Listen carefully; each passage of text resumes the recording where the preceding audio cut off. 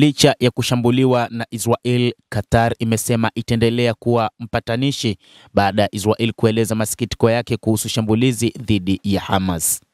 Waziri Mkuu wa Qatar amesema kuwa yuko tayari kuendelea juhudi zake za kumaliza vita huko Gaza baada ya mwenzake wa Israel kueleza masikitiko yake kuhusu shambulio la anga lililowalenga viongozi wa Hamas mjini Doha mapema mwezi huu.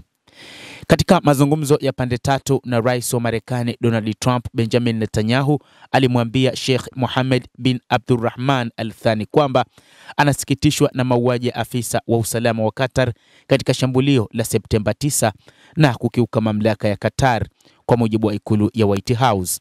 Pia alithibitisha kuwa Israel haitafanya shambulio kama hilo tena katika siku zijazo, alisema Netanyahu.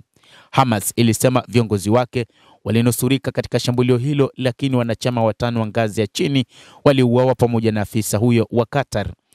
Mazungumzo kati ya viongozi wa Israel na Qatar yalifanyika siku ya Jumatatu, muda mfupi kabla ya Trump kutangaza mpango mpya wenye vipengele 20 wa kumaliza mzozo katika ukanda wa Gaza.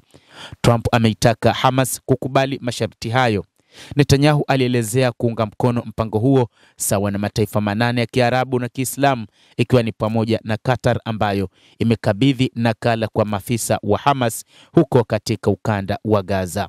Hata hivyo, wachambuzi wa mambo wanasema kulikuwa na uwezekano wa kusambaratika kwa diplomasia baada ya Israel kushambulia viongozi wa Hamas, lakini kutokana na maneno yaliyotolewa na Waziri Mkuu Benjamin Netanyahu yameonyesha uungwana kwa upande wa Qatar. Tangu vita vya Gaza vilipozuka, viongozi wa Hamas wamekuwa wakisakwa popote pale walipo na kundi la IDF, kwa maana jeshi la Israel.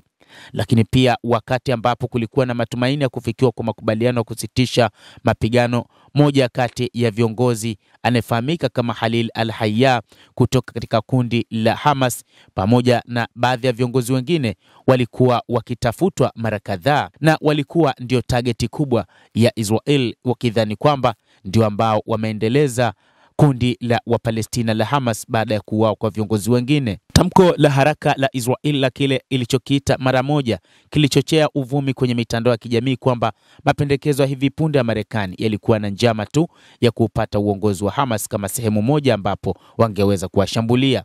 Na hicho ndicho ambacho wengi wamekuwa wakiwaza kwamba pengine kuna mpango ambao unaweza kutokea kufanyika kwa mashambulizi kama ambavyo imetokea mnamo Septemba 9 huko Doha nchini Qatar. Kinachowezekana ni wazi kwamba kulingana na Qatar ilipaswa kuwa mahala salama na walihisi kuwa salama kiasi kwamba wangeweza kuendelea na shughuli zao bila hofu.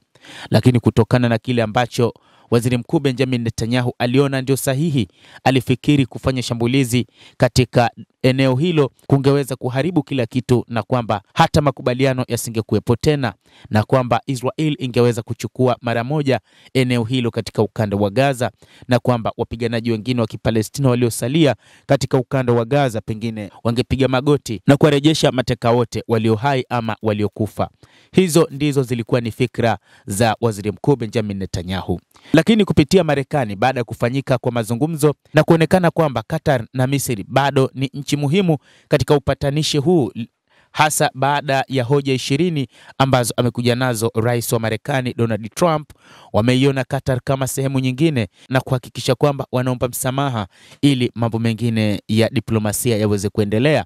Kwani singekuwa hivyo, huenda Qatar ingeamua kuchukua hatua zingine ambazo zingesababisha kutokuwepo kwa mazungumzo au kuwepo kwa wapatanishi wengine, jambo ambalo Hamas pengine wasingekubaliana nalo.